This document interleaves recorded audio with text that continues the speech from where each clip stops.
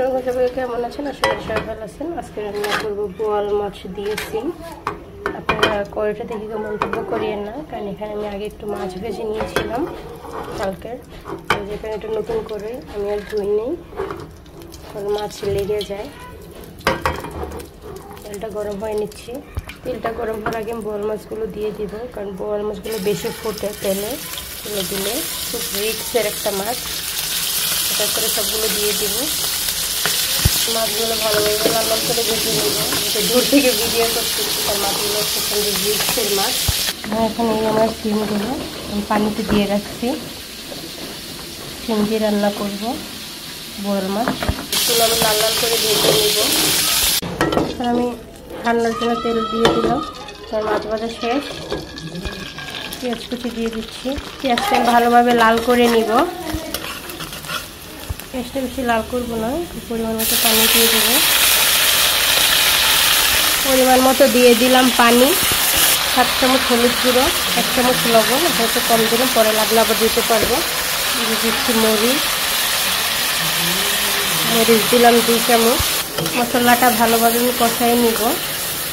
আর আমি যে রান্না করি, আমি তো একা করি না, আমার আম্মু আমাকে প্রচণ্ড হেল্প করে সব কাজে।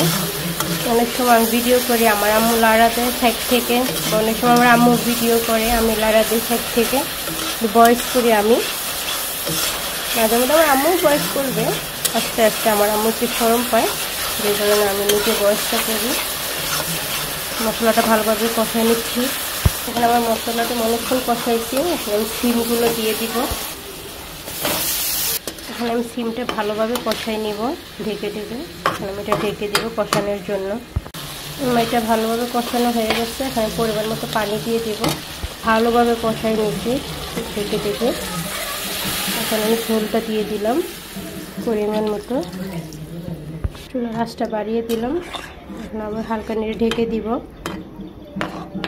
বোয়াল মাছ দিয়ে সিম। আপনারা কি খেয়েছেন অবশ্যই কমেন্টের মাধ্যমে জানিয়ে যাবেন।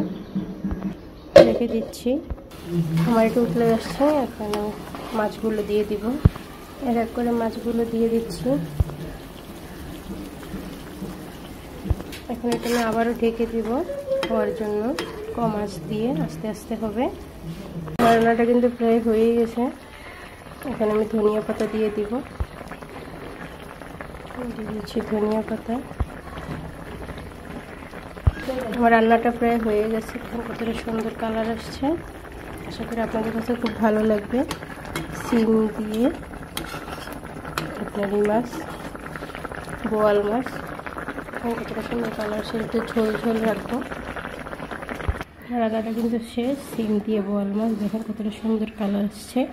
আশা করি আপনাদের কাছে খুব ভালো লাগবে। আমার রান্নাটা অনেকটাই সুন্দর হয়েছে। আশা করি সবাই ভালো থাকবেন, সুস্থ থাকবেন। ধন্যবাদ।